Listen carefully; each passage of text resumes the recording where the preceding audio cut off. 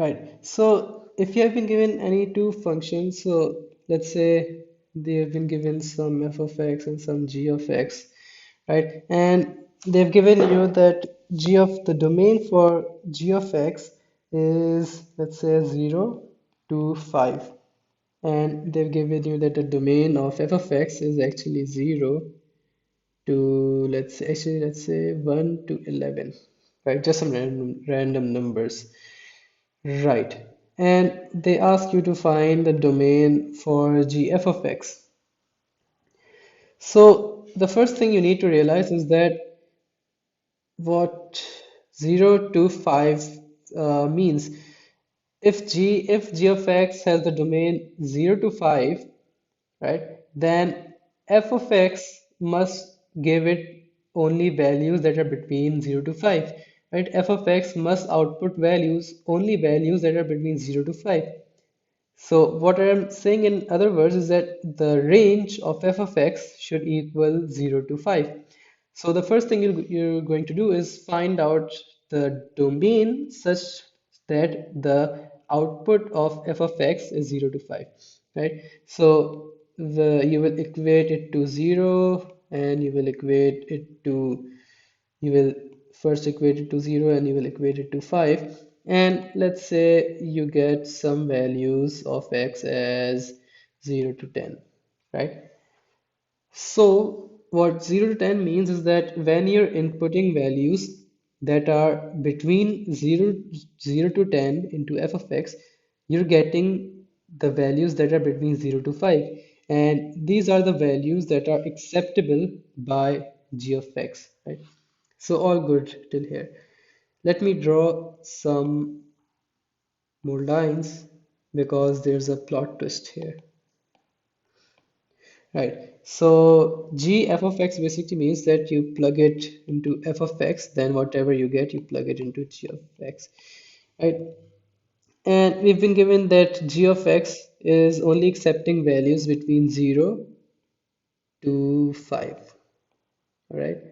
And what we calculated was that for fx to output values that are between 0 to 5, it must be in the range 0 to 10.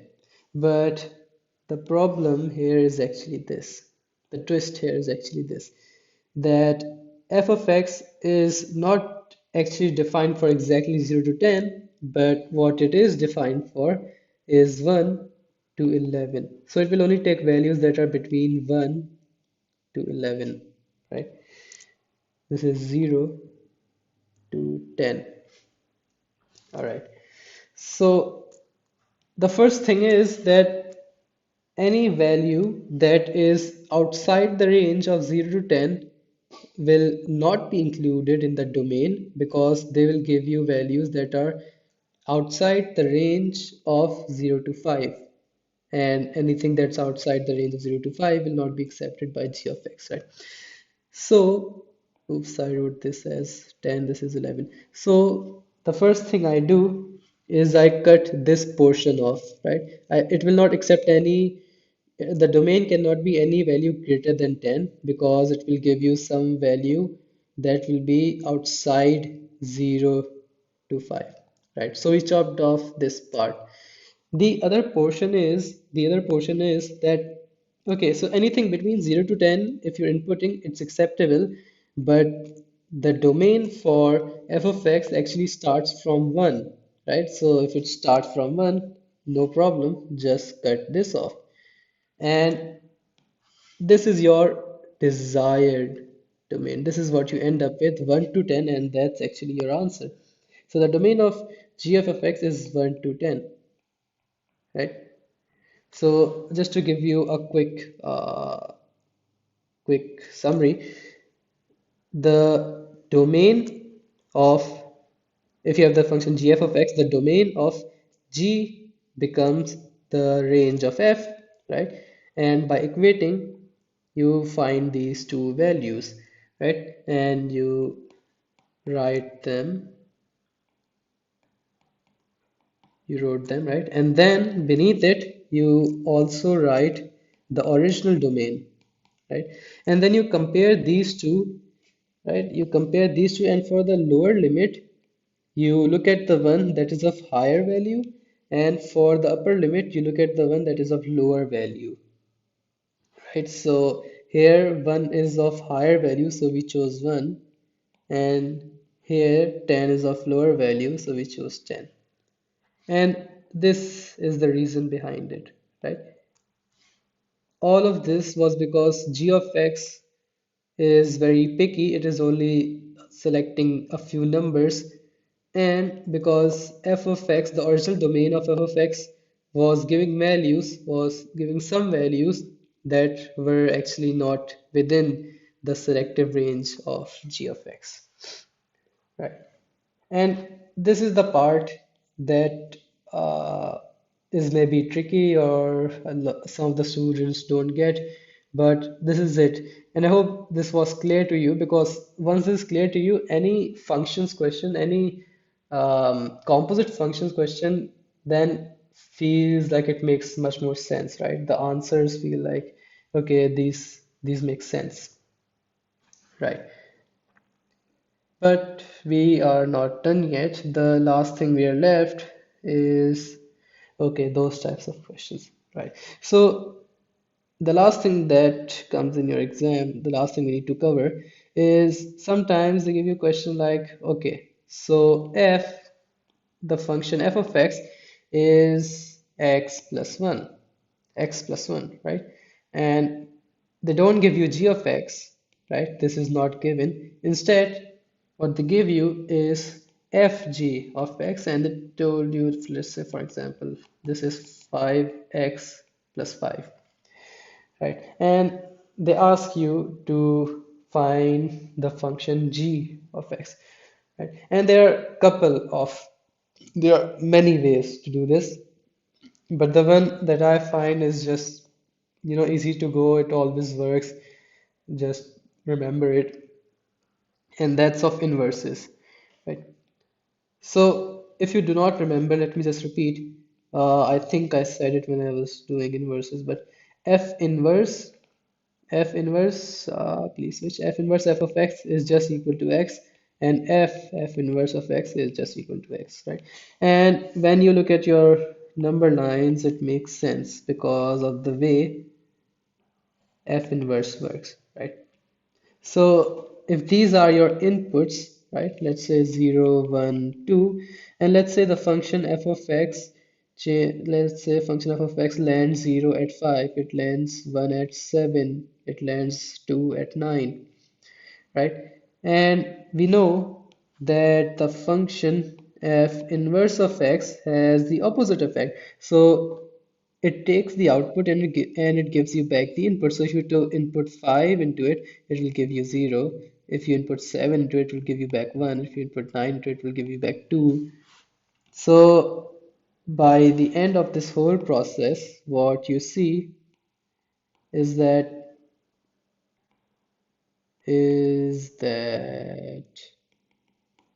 you eventually end up with the same number you inputted. So if you inputted 0, it went over here, then it went, oops, it went over here, then it went over here, and eventually got 0 back.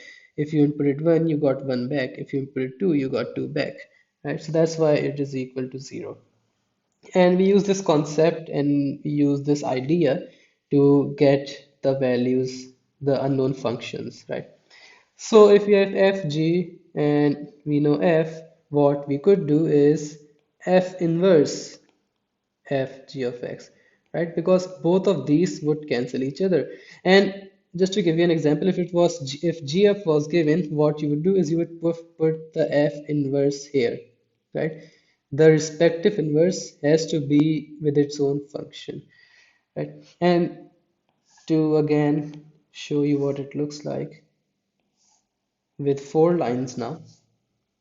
Right. So if we concentrate on F inverse Fg, what it's basically doing is that, okay, so first you put it into g of x, right? 0, 1, 2. We don't know what it does. It does something, and let's say lands over here, does something. We need to know what g of x does. That is what we don't know, right? And then whatever values you get, you plug it into f of x, right? So let's say if this landed at 1, right? If you plugged in 0 and it landed at 1, if you plugged at 1 and it landed at 2, if you plugged in 2 and it landed at 3, let's say that f of x change it to 1, 4, 9, just squaring it. What f inverse would do is take it back to the state it was over here, right? So if it was 1, it will take it to 1. If it was 4, it will take it back to 2. If it was 9, it will take it back to 3. So by the end of the whole function,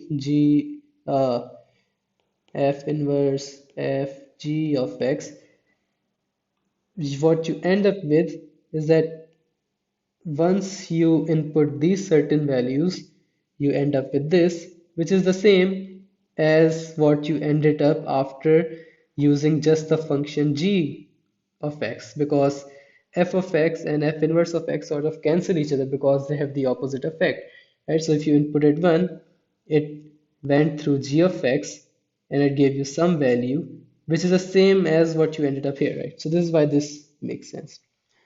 Right, so let's just solve it. We know f of x is 1, so f inverse of x would basically be x minus 1, right? Making x the subject and then substituting, right? So in f inverse, what we plug in fgx. Fgx is given as x squared plus 5x plus 5.